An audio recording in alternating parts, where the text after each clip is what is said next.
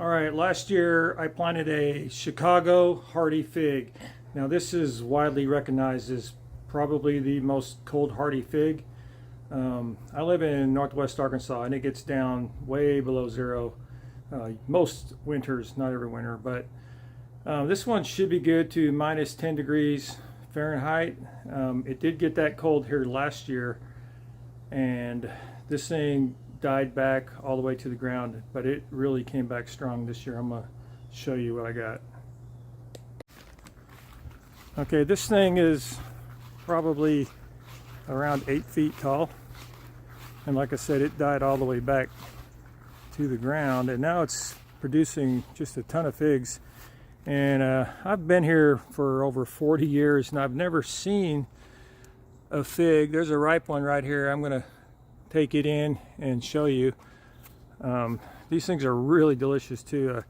But I was a landscaper in this area for about 20 years and I've never actually seen a fig. I'm sure they're everywhere, but I've never seen one till I planted these. I'm gonna go cut this one open and show you this delicious fruit. Okay, here's my little fig. As you can see, they're not very big, maybe the size of a quarter, but they really are good. I'm going to cut this one open. It actually could have ripened up a little bit more, but I've tried them like this. They're still good, but if you let them ripen and get completely purple like this on the entire thing, they will taste better. Okay. Now, as you can see, it's sort of a reddish purplish color on the inside. There's a bunch of little seeds in here, and you can actually grow a fig from seed, but most people don't, because you won't get the same fruit, identical fruit, as you would if you took a cutting. So most people use cuttings if they want to reproduce a particular fig. Now, and also half of the ones that you grow will be males, and they won't produce any fruit at all.